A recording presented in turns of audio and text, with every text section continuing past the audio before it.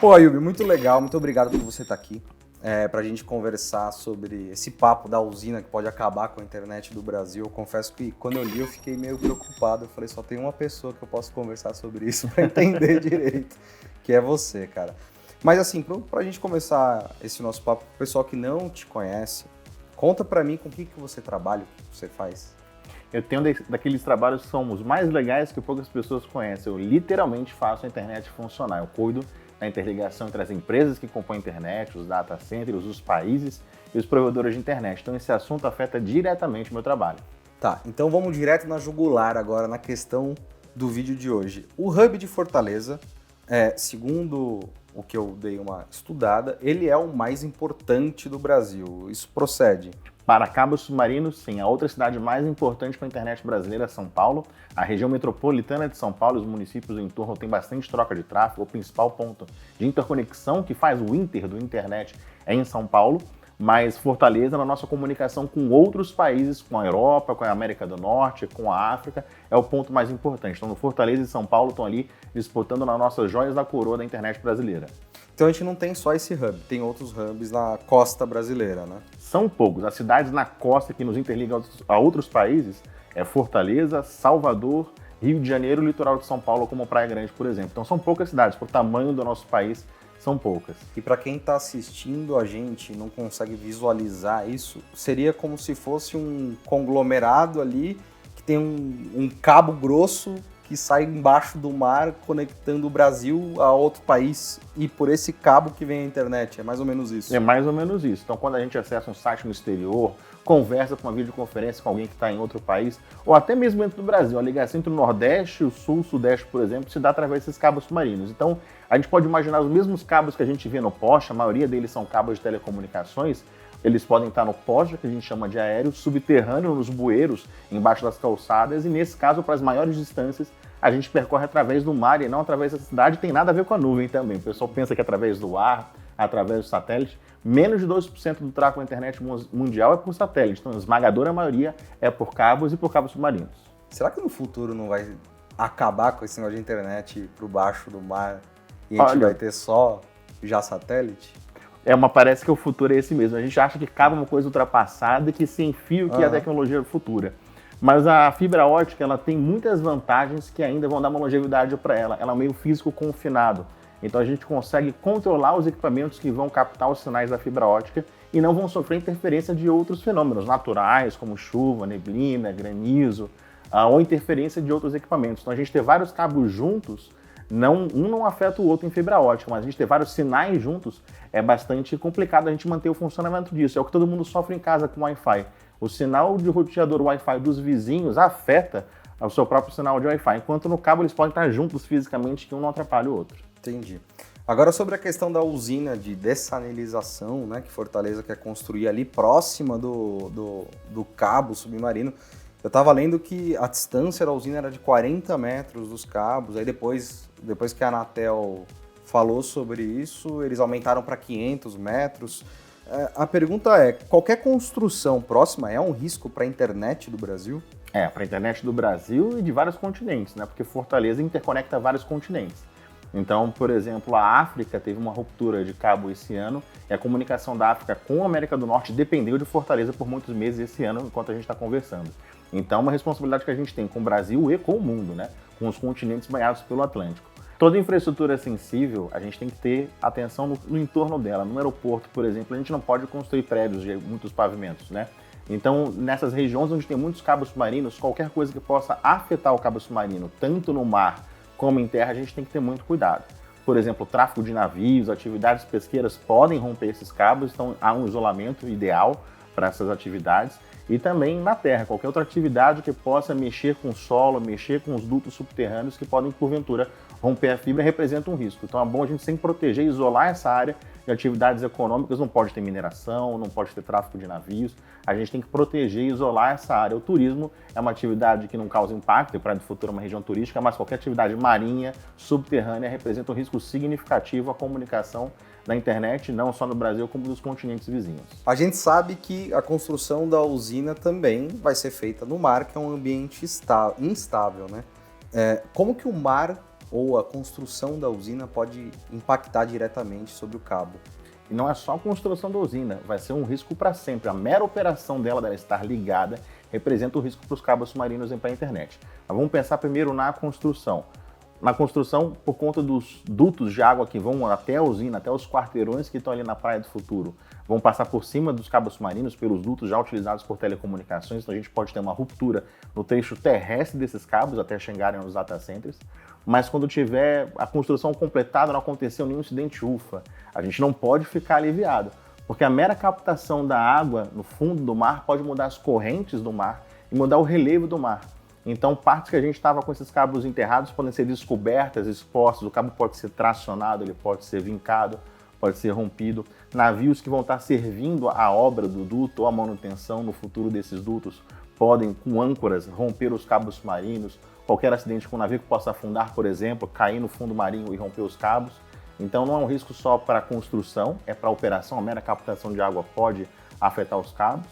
E também a operação cotidiana dele no futuro de ampliação ou de manutenção pode ter esse atrito de alguma atividade da usina acabar rompendo o cabo submarino e provocar uma crise na internet brasileira. O CAGES, que é o responsável pela usina, ele disse que o projeto ele é de 2017 e ele veio correndo com todos os trâmites legais até agora, tudo certo, todo mundo aprovava. E só agora que as operadoras, e agora eu coloco entre aspas, resolveram causar transtorno sobre isso e que não foram apresentadas justificativas técnicas para inviabilizar a usina. O que você pensa sobre isso? De lá para cá, desde esse projeto, o Fortaleza foi cada vez crescendo e novos cabos submarinos foram ativados. Então, na linha do tempo, a gente tem mais importância, mais tráfego passando por essa cidade que a gente tinha no passado. E também o papel da nova vindoura para a região, para o bairro, que tem que justificar que ela não vai afetar com as atividades dela quem já estava operando no local. Então, água potável é uma infraestrutura super importante, recurso super importante, tanto quanto a internet. A gente não pode abrir mão de nenhum nem outro. Mas como a gente já tem uma praia, a Praia do Futuro, o nome é até bastante icônico, que é responsável por ligar o Brasil ao mundo, já é um local consolidado para essa atividade econômica, é papel da vindoura, do novo condômino da região, vamos dizer assim, de provar que a atividade dele não vai criar nenhum efeito colateral, nenhum risco envolvido. E a gente sabe de experiências, tanto no Brasil como no exterior, que qualquer atividade dessa natureza pode sim representar um risco grande. O pessoal da Anatel comenta que, a gente estava até batendo um papo sobre isso antes, que 99% do tráfego de dados da internet vem por meio desse hub em Fortaleza, que essa usina vai ser construída.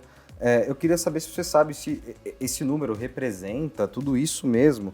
E, além disso, não é preocupante para o Brasil a gente ter 99% de todo o tráfego focado em uma localização só, sendo que a gente tem um país de um tamanho continental? É uma natureza do negócio mesmo. Então, quanto em hubs aéreos, né, que a gente tem poucos aeroportos onde mais os aviões trocam passageiros, a gente de fato vai ter poucas cidades onde há muita troca de tráfego. Então não daria, por exemplo, a gente espalhar por várias das capitais costeiras esses cabos submarinos. Tem que ter alguma cidade ou um conjunto de cidades onde esses cabos vão se encontrar e o tráfego de um continente para outro vai ser trocado. Então a natureza do negócio de ser um hub, o ponto de interconexão, acaba concentrando vários ovos no mesmo cesto. De fato, a gente pode estimular o mercado privado, a internet é operada pelo mercado privado a fazer outros caminhos redundantes. A gente tem um caminho entre Fortaleza e Lisboa que ele foi muito estimulado com as consequências das cobertas do Snowden, né, de espionagem nos Estados Unidos, mas ainda assim fica em Fortaleza, onde estão os outros cabos submarinos. Então, as conexões que a gente tem que não dependem de Fortaleza, nós temos de São Paulo até Nova York, temos também de São Paulo até Argentina e Uruguai, mas ainda assim a gente está concentrando entre Rio, São Paulo e Fortaleza. Então, depende de investimento do setor privado, depende de estímulos também do setor público para facilitar alternativas, para que a gente fique mais seguro como nação e também exercendo um papel importante na internet mundial de tráfego que nem é brasileiro, entre África e América do Norte, entre Europa, Argentina e o Uruguai. Então seria mais um ponto do Brasil que também falta investimento. Falta investimento e falta fomento. Fomento.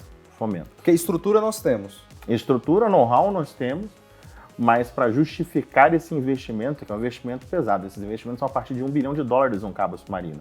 Então, para que um grupo econômico invista esse montante e sozinho arrisque uma cidade, ela tem que ter algum tipo de estímulo, como, por exemplo, ter políticas públicas que facilitem data centers ocuparem a região, ou empresas de tecnologia, que o fornecimento de energia elétrica seja barato, que exista incentivo de impostos. Então, a gente pode combinar uma política pública para poder estimular que a gente entre nesse negócio digital que é data center, que é fazer a infraestrutura da internet, não ficar apenas dependendo da Europa e Estados Unidos como protagonistas desse segmento. Mas, Ayub, se a construção de uma usina já causa olha, a internet do Brasil inteira e do continente pode ficar capenga e não sei o que, já causa essa preocupação, é que o Brasil é um país pacífico. Mas vindo de um cabo só, se o Brasil fosse atacado, acontecesse alguma coisa, esse risco existe, não é muito frágil? A internet brasileira não é muito frágil? Acaba sendo frágil, sim, não só por motivos de soberania, mas por motivos também de desastres naturais, né? A gente tem maremotos e também operações de navios, como já aconteceu no Brasil, de âncoras passando a romperem cabos submarinos.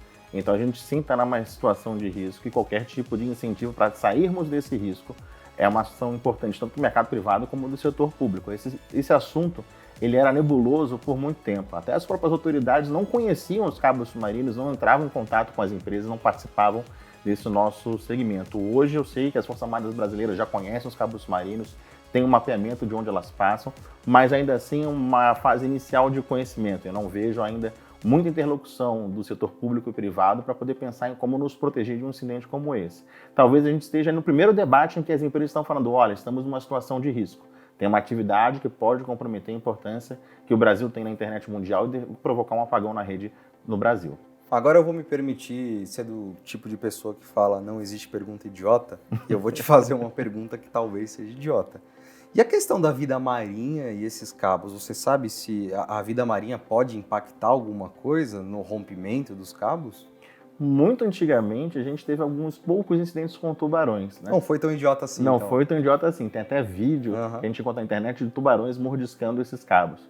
E que por eles também passa energia elétrica para alimentar os repetidores. Então a suspeita é que o campo eletromagnético que o cabo gerava dava uma aflição no tubarão, ele queria morder, ele queria se livrar daquele incômodo.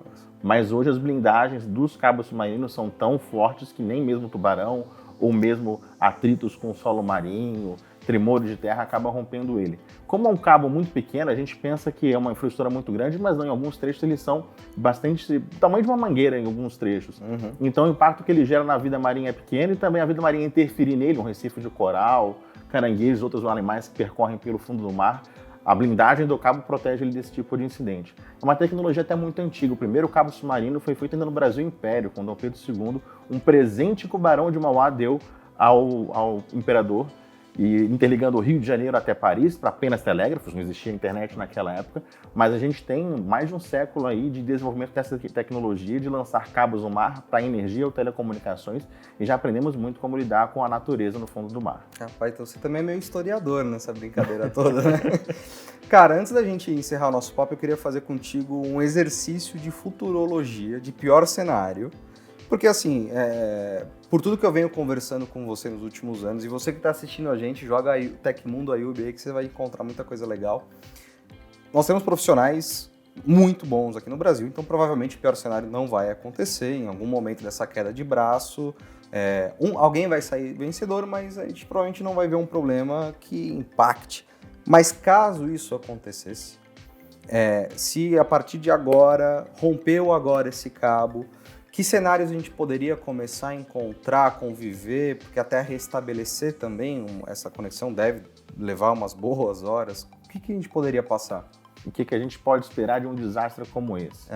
Bom, a primeira coisa vai ser uma estranheza. Algumas mensagens não vão chegar nos destinatários, e-mails, mensagens de WhatsApp, alguns sites que deveriam abrir vão deixar de abrir. A internet vai ficar esquisita, incomum, estranha. E cada vez mais isso vai se agravar, porque os sistemas de redundância e backup que vão sendo ativados vão começar a ser congestionados e aí os meus colegas de trabalho vão ter alguns dias de bastante trabalho. Então, a gente tem um degradê entre ficar tudo muito lento e muitos conteúdos não funcionarem, aplicativos não funcionarem, até de fato um apagão total. Esse apagão total ele é possível. O tempo de recuperação não é de dias, é de semanas. O reparo desse cabo submarino é feito por navios especializados. Então a gente tem que localizar onde está esse navio no mundo, contratar ele, esperar que ele navegue até a costa brasileira. Isso vai levar semanas. Na última ruptura que a gente teve em 2023, ele levou 3 semanas depois do acionamento para chegar e fazer um reparo do cabo que interliga o Rio de Janeiro a Fortaleza. Né? Alguns trechos envolvem esse mergulhador, outros trechos ele manda uma garra até o fundo do mar, pinça o cabo, leva até o deck do navio, o cabo é remendado, ele é refeito e depois lançado no mar de volta. Então essa turbulência, essa grande lentidão na internet vai durar semanas e não dias. Então, desculpa te cortar, esse cabo ele é meio maleável, então? Porque na minha cabeça era como se fosse um tubo de... Não, o isolamento dele é até de Kevlar, esses materiais que a gente utiliza em blindagem de carro, em colete à prova de balas, ele é flexível, ele até consegue balançar com as ondas no trecho que ele fica solto no mar. Nos primeiros quilômetros a gente enterra ele fica subterrâneo no solo marinho, porque tem atividade de navio, âncora, atividade pesqueira, mas no mar mais profundo não é necessário enterrar, ele fica de fato solto como uma mangueira. Se você mergulhar com um robô e tirar fotos, você vai ver que tem uma grande mangueira que se perde lá no horizonte, na imensidão do azul. Então a gente teria umas 3 semanas de apagão total, no início impactando o aplicativo, mensagem, site, e isso pode escalar até para hospital e sistemas mais interconectados ou não. A telefonia vai ser muito afetada, as TVs por assinatura, tudo de telecomunicações que sai do Brasil para se comunicar com o mundo vai ser afetado. Por que ninguém crava do apagão ser total? A gente fala entre apagão total e ficar degradado, porque a gente tem outros cabos que não passam por Fortaleza, mas eles são pequenos. Existe o que interliga São Paulo até os Estados Unidos, também a gente tem a volta pela América do Sul. A gente tem cabos que interligam até a Argentina, na costa da Argentina, entram pelo interior da Argentina até o Chile e saem pelo Oceano Pacífico. Só que esse cabo ele é antigo, ele não é tão usado, né? Porque ele é a nossa comunicação com os nossos vizinhos dos vizinhos com o mundo, mas o tráfego do Brasil, que é um dos maiores países em consumo de internet, que faz diretamente de Fortaleza para a Europa, de Fortaleza para a América do Norte, de Fortaleza para a África, dessa volta, o Colombo inverso, né, da volta no mundo para poder chegar até outros países, a gente vai enfrentar bastante congestionamento, e só a manobra de mudar a direção desses cabos, de vez de irem para o norte, irem para o sul, para dar a volta para os nossos vizinhos Chile e Argentina, é uma tarefa que levará dias para ser executada. Nossa. Bom, para o pessoal que está assistindo a gente e ficou com alguma dúvida e quer falar com você, onde eles podem te encontrar? Em várias redes sociais eu estou como @ayubio ou então @ayubbionet. Legal. Obrigado, Ayub, de novo, como sempre, pela presença. E para você que está assistindo a gente, lembrando, tem o Tech Docs da semana passada para você assistir sobre esse assunto, que a gente dá os detalhes jornalísticos e as diferenças entre a Anatel, CEAGES e tudo que está acontecendo. Além disso, não esquece de deixar seu comentário aqui embaixo e deixar o like. Eu sou o Felipe Paião e a gente se vê no próximo vídeo. Um grande abraço e tchau, tchau.